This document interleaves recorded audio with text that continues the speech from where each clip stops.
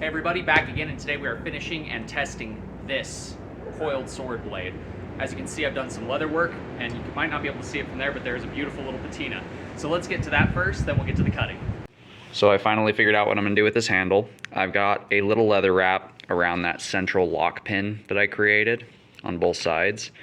It's going to hide the black side and kind of fit with that groove there to keep it really strong and tight once I get this glued in.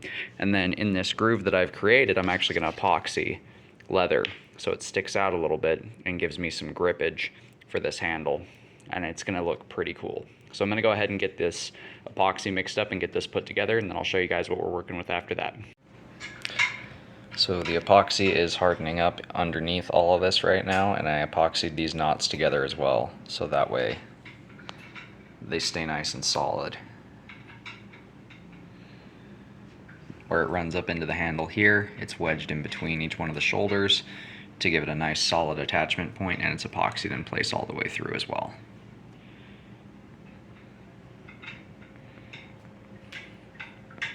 So in fitting with this spiral leather and steel look we got going on here, I've actually gone ahead and put a pattern on the blade here with some mustard. It all traces towards the center, so as that starts to patina, we'll get a nice set of lines that run straight towards the center of that blade all the way down to where the guard starts.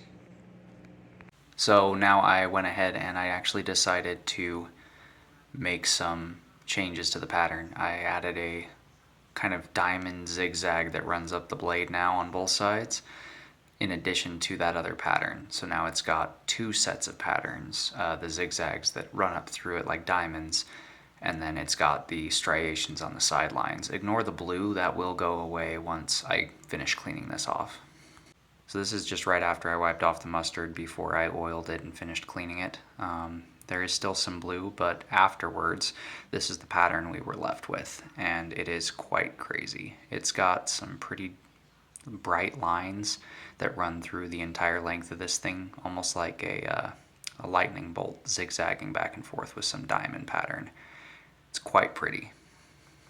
So all in all, we have our leather wrap and our patina finished. I'm just going to put a little bit more sharpness on this edge before we do some testing with it.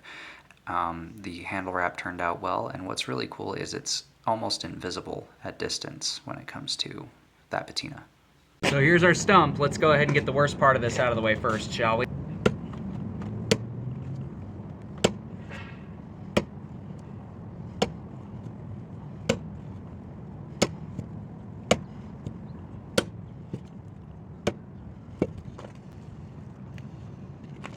And it survived.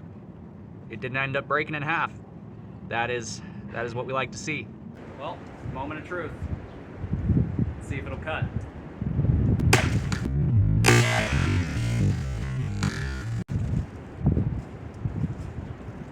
Oh yeah, it'll cut. Cut again. This time we'll do a one-handed cut.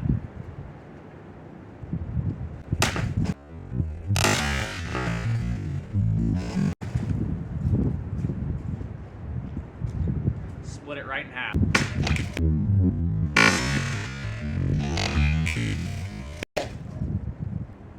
Cleaved them just fine. Now for the big test. Can it make it through something like this? This is super thick plastic. It's a vinegar bottle.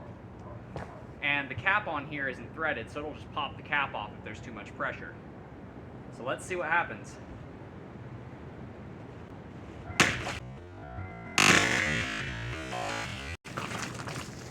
Oh, yeah! Can we get another layer?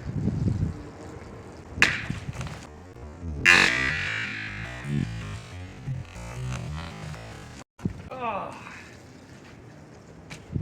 Cut a ring right off of it. If I can get this box to stand up long enough, we can try and do some other tests here. It's a very windy day, so I'm probably gonna have to be fast about this.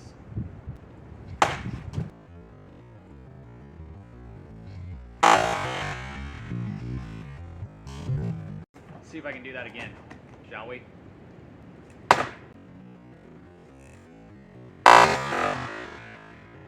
Well, it's easily cutting cardboard, so it's still very sharp.